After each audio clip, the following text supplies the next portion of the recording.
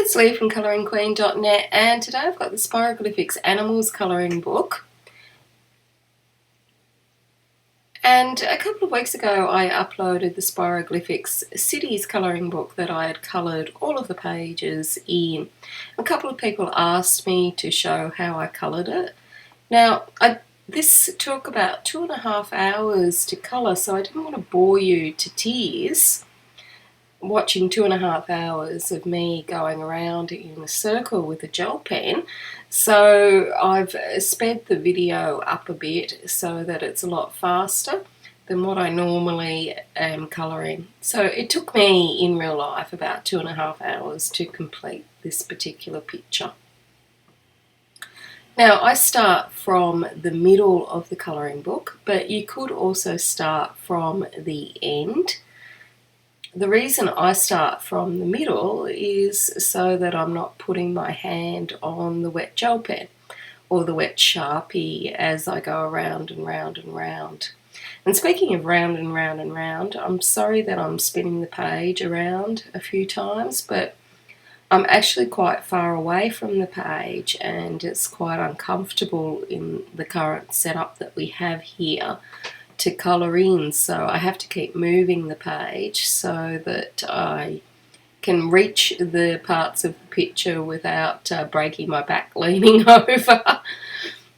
And David has promised me that he will set me up with a different setup than what I've currently got, because I swear I'm going to break something whenever I film, because I've got so many things that I have to stand over or avoid or tiptoe around, including a fluffy little cat that's going to make an appearance.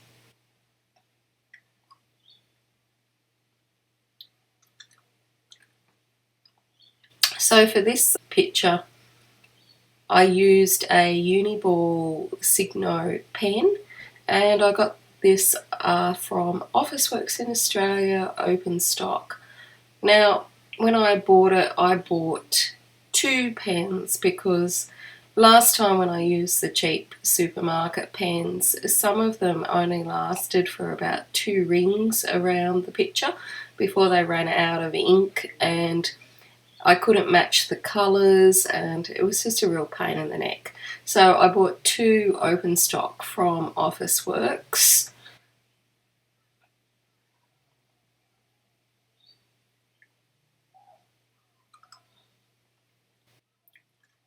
The other products I've used on this book, which I'm pretty well halfway through it because it is incredibly relaxing.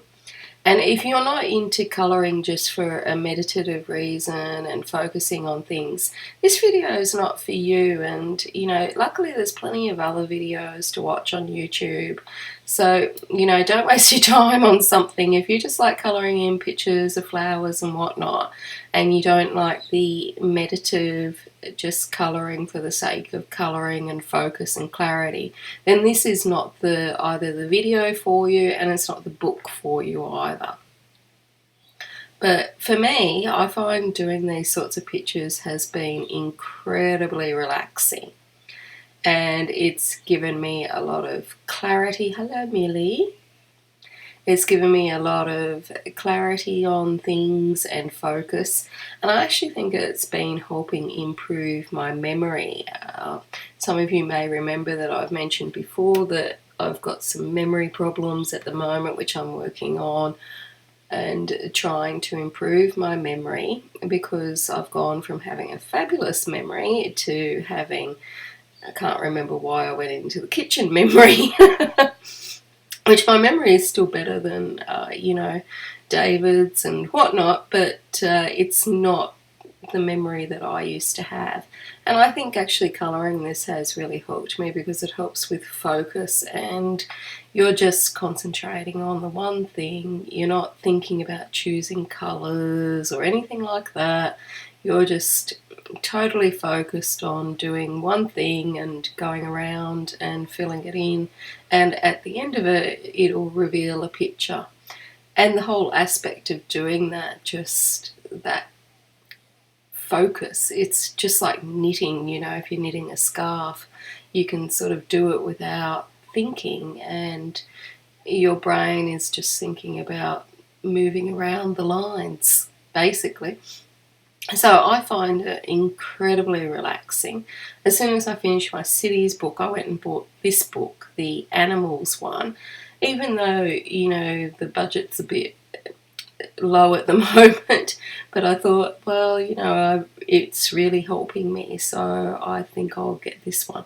And since I've got it, I've probably done half of the book, and I think I'll have the book finished next week unless something comes up, because of an evening after dinner I just clear off the salt and pepper shakers and start on a new page or finish up a page just while, you know, we're watching television or something like that.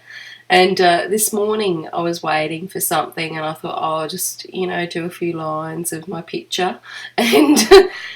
And so, you know, throughout the day sometimes I'm even colouring around it, and I think it's really actually helping me, and it's helping me focus more and give me more clarity.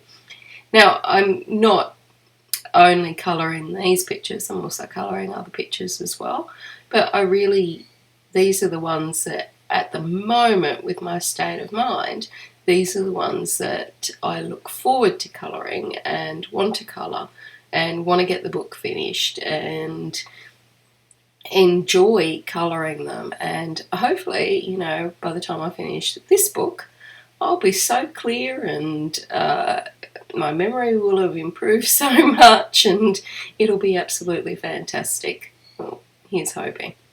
So I don't care that if I don't go in the lines or anything like that. I'm not bothered, and I'm not bothered about colour choices or anything like that. I don't try and match the colours to the picture. I don't even check which animal it is before I start to colour, because I like the surprise element at the end of the day too. And the mediums, I'm just testing out of various types of mediums. These are the Uniball Signo gel pens. I really like them. They've got a lot of fluid in them. One of them generally lasts me a whole picture and I have a little bit of ink left, but I have bought 2 of them at a time because I don't want to go through what I went through last time, which was running out of ink all the time, which has happened in this book as well, but you know, never mind. The only problem with them is that they do get a bit blobby, and you might get, you know, little ink spots of there or a build-up, but there's not a lot of choice of gel pens in Australia, and so far these have been my favourite just because they do last the distance and they're very easy, they go on, they flow really well.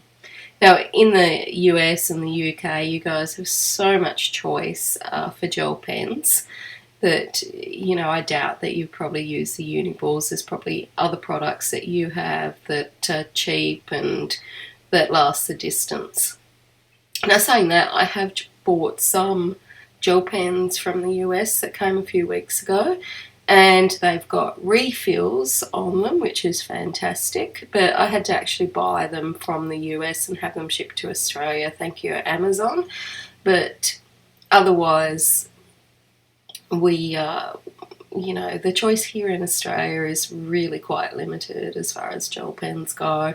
I don't think I've seen any refillable ones in Australia, but you know, if you have seen them, you know, let me know so I can go and check them out, because not having that refill is a real pain when you're in the middle of a picture and it runs out.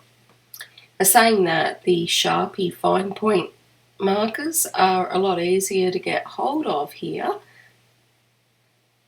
and you can get them in different size points. I think I've got a 0.5 or 0.7, and it goes on really well and it flows really well, doesn't bleed through to any huge extent. I've got a piece of paper underneath, but that's also a really great marker to get. And if you're in Australia, you can get those at Officeworks, just open stock, you don't need to buy a packet.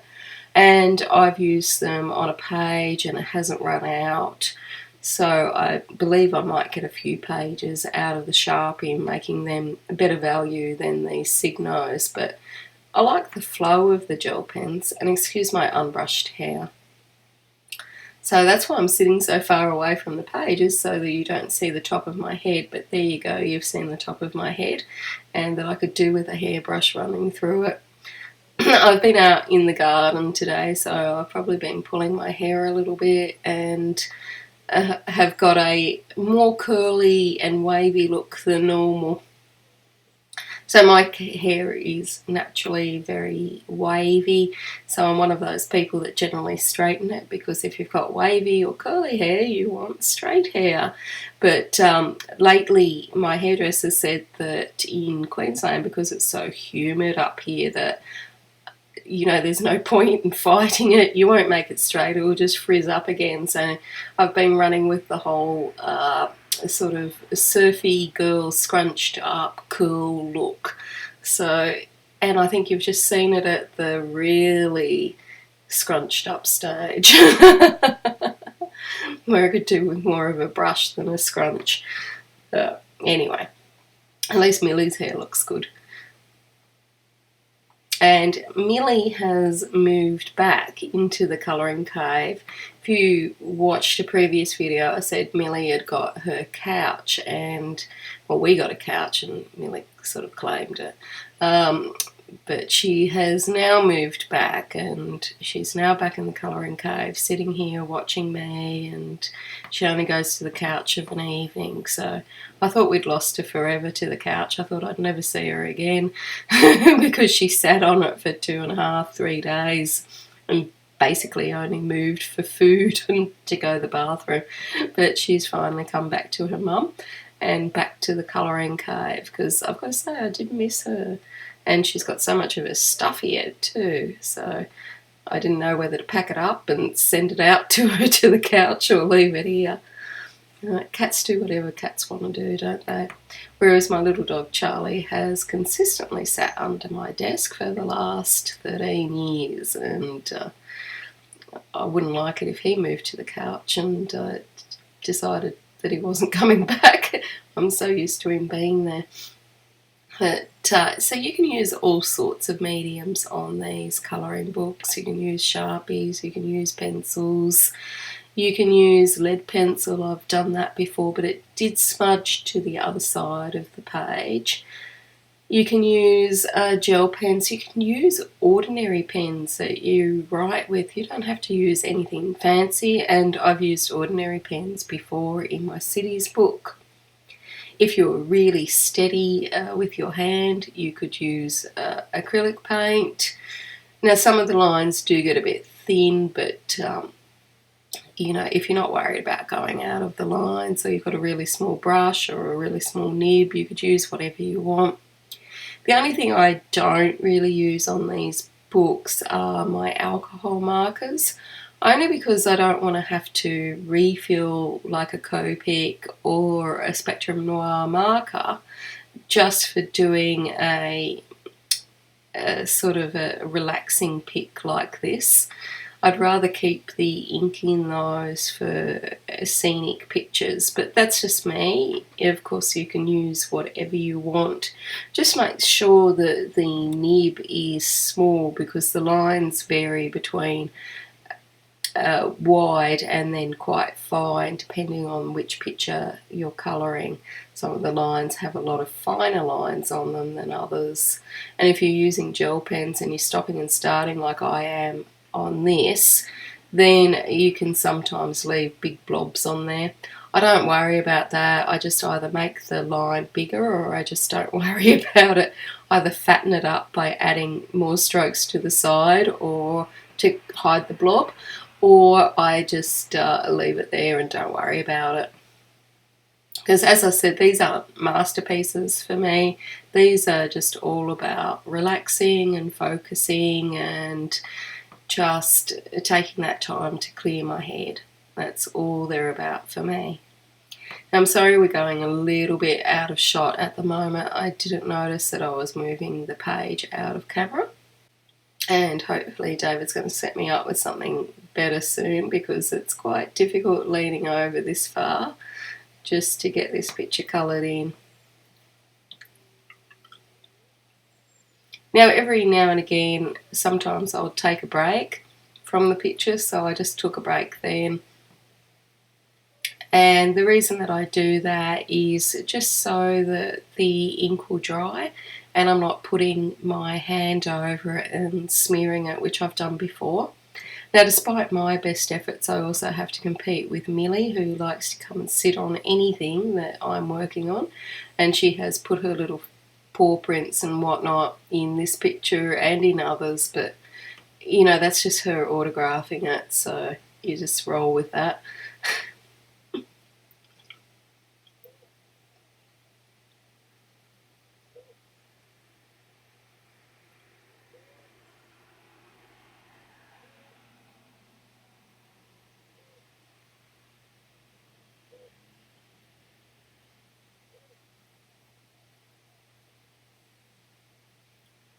And so, of course, you can colour in that white part in the middle as well and do like a second line of colours.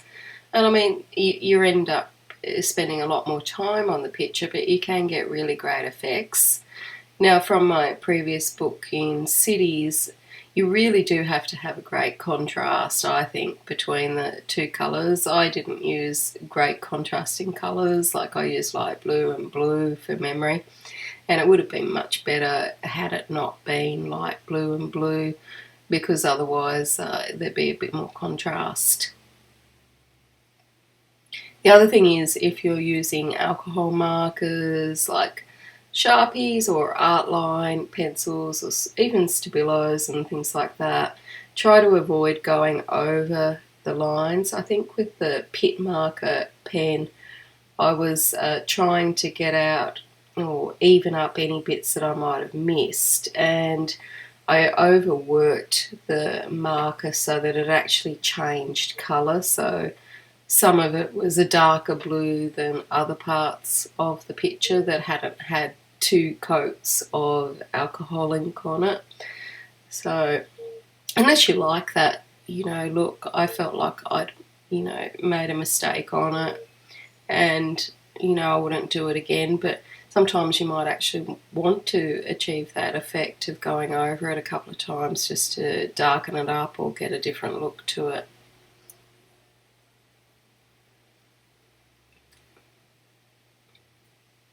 And what I normally do is the two lines at the same time, and that's only so that it can dry over that side before I put my hand on it and inadvertently smear it myself. Now, of course, you can buy you know, pieces of paper and hand protected gloves and all sorts of things, but you know, again, this is not something that I put a lot of thought or effort into. It's just all about just sitting down and just colouring away and trying to enjoy it. Now, when I'm colouring these outside of a filming situation, I'm obviously a lot closer to that page, and it's actually far more enjoyable for me because I'm not having to lean over and whatnot as I am here, because I'm in a really uncomfortable position. I really hope David fixes me up with something soon before I break something. But anyway. So, you know, you can choose any colour you want. You can choose rainbows of colour, or you can do half of it one colour and half the other colour, or do even, you know, 10 or 16 colours, whatever you fancy. And that's the great thing about it. You can do whatever you want. So you could even do one in, you know, blending colours together if you're feeling so inclined. Like you might want to blend like I have it all a bluey green or whatnot. You change all sorts of colours. And actually I think I might try that. I might see if I've got enough colours to try and do something, to blend something up together. The thing is to find something that I've got that's got the nib size on it so that I can have a couple of colours and vary it on each line. I'm trying to think, might be better with pencils. I don't know. Might be a job for the pencils. Trying to think now which pencils I would use. Want one that I can get into a really good point. That would be ideal. But think of something. Now here I overworked it and I went too close and forgot where I was colouring, so I just made the coloured section a little bit smaller on the next one so that you still got that white line. And again, if you're worrying too much about the picture, you're not really relaxing, and that's not the whole point of the exercise. The point is just to relax and zone out, just think about the colour and putting it down and just relax and, you know, let all your cares drift away. Well, it is for me anyway.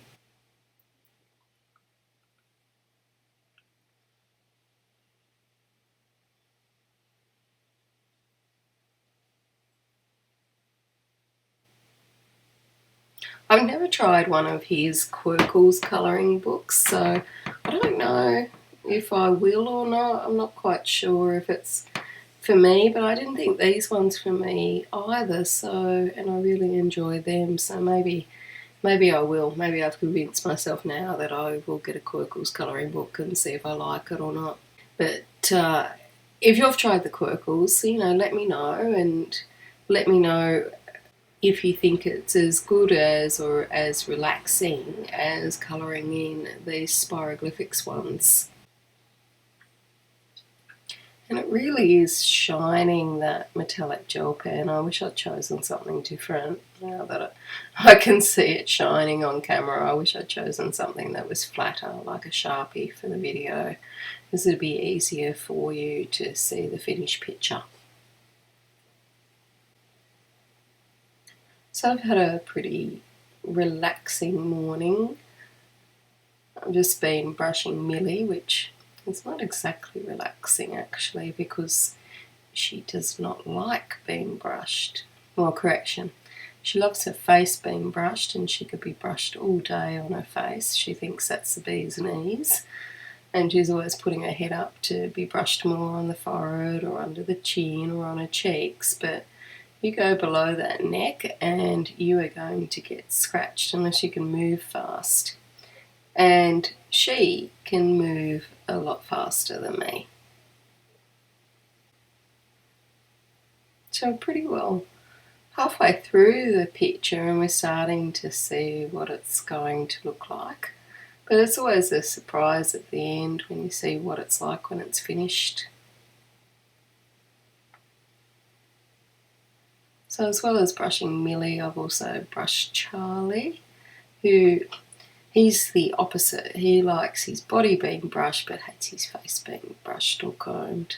And seeing he's a Maltese Terrier, he does tend to need brushing, you know, at least a few times a week, especially when he's exploring around in the backyard and bringing in a trail of leaves and everything else that he does.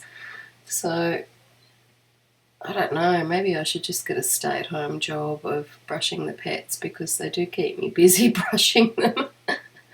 That's why I haven't had time to brush my hair, which you're getting to see now.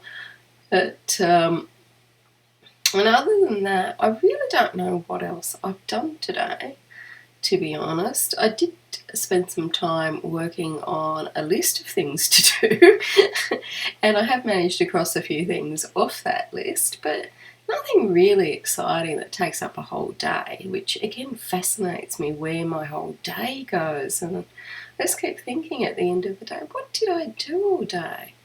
Washing seems to take up a lot of my day.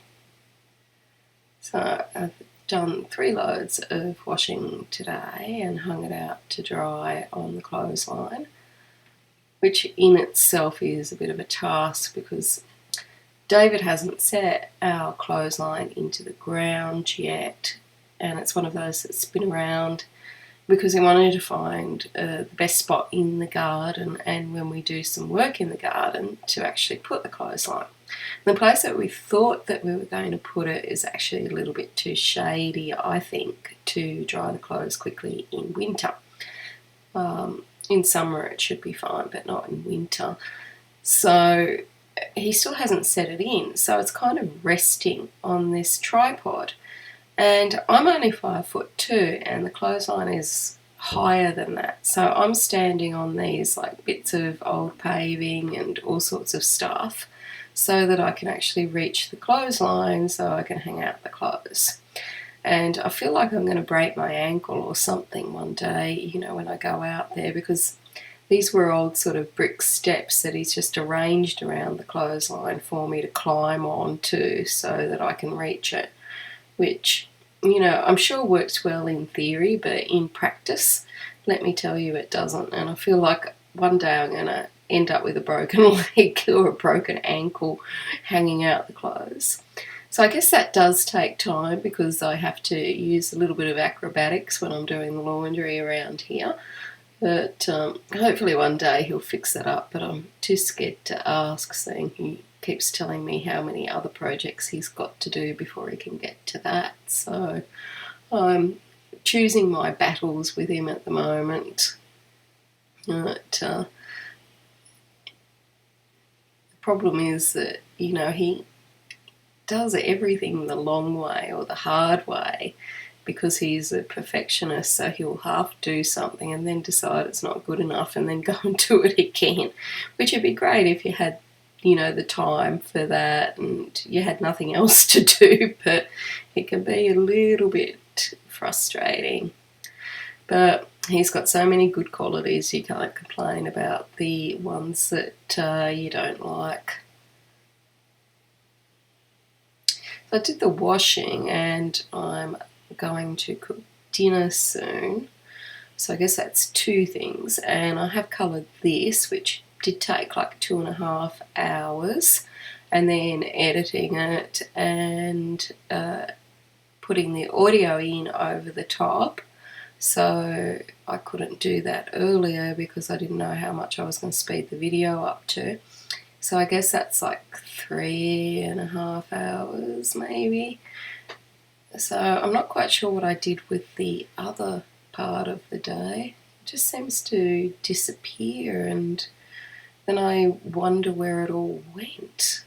And it's funny because I'm from a job where we used to, not my last job, but my job before that, we actually had a time system. So as soon as you went to work, you opened up the computer and you basically clocked on and everything was measured.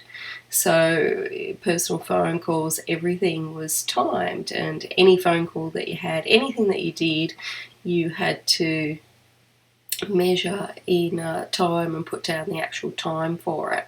So like whether it was 3 minutes or 5 minutes or 6 minutes or whatnot, so everything was measured up, and you know, at the end of the day you had what you spent time on. So in order to actually bill or work in an environment where you could charge people for 8 hours of the day, you actually really had to work 10 to 12 hours of the day, because if you take out, you know, chatting to people or getting a cup of tea, going to the loo, having lunch or anything like that, it all adds up and everything had to be accounted for. Every minute had to be accounted for. And in one firm I worked at, we actually had cameras pointing at our office door to clock every movement away from our desk, because while you're away from your desk, unless you were seeing a client, you weren't actually being productive and billing time. So it's funny that I'm so used to that environment and now I can't work out what I did all day. So I bought myself a little schedule pad from Officeworks where I can write down all the things I've got to do at what time, so I can put myself back onto a time scheduling system so that I can finally figure out what it is that I do all day. Because I certainly know it's not the folding up of the laundry, because that's sitting in a great big pile and I keep hiding that in another room. And it can't be like the washing up, because we've got a dishwasher and it can't be cooking because I haven't even started that as yet. And it can't be anything outside the house because David's got the car. And, you know, I can't be chatting to people because I don't know anyone here.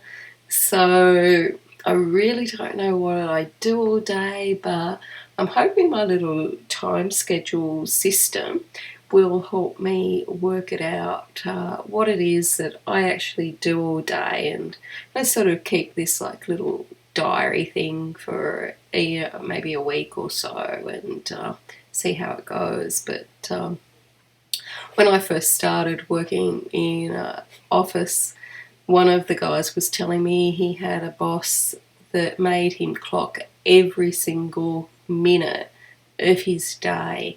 So if he went to the bathroom, he had to account for what time that was. And if he, you know, went and got a biscuit from the tea room, had to write that down. And so every single part of his day was managed down to the minute. So if he spent a minute saying hello to you, you know, that would be written down. Fortunately, I never worked at anywhere that was quite as rough, but we always had a limit that you had to work 8 hours billable a day. So to be billable, it really has to be like 10 hours a day, unless you don't talk to anybody, you don't eat, you never go to the bathroom, and you don't have lunch. In order to get that 8 hours done, you really need to do about 10. So it can be pretty long days. So I'm pretty surprised that I've rebelled against the whole system, and now I can't work out what I do between breakfast and lunch. And actually, I forgot to have breakfast today and had it at lunchtime anyway, so my time's not being taken up eating food, and it's certainly not being taken up doing housework, and I really have no idea. Really have no idea what I do all day. I think I just do extreme pottering, you know, where I just walk around and take my time and maybe wipe something down with a cloth and then just potter around. Now, these metallic gel pens are really shining on this page, and I really wish I'd chosen something that doesn't shine as much because it looks really splotchy on camera, and in real life it's not splotchy at all. So they weren't the best choice for filming, and I'm really sorry about that. I should have. It was a lot matter and a lot easier to see on screen than this one.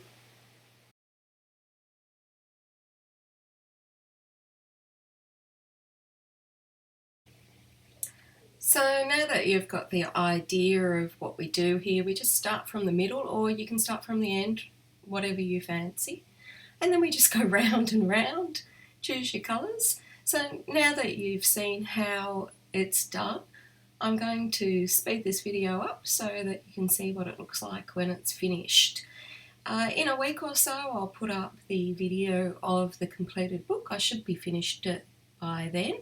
But until next time, happy colouring, and the links to buy Animal Spiroglyphics is below the video. Until next time, happy colouring.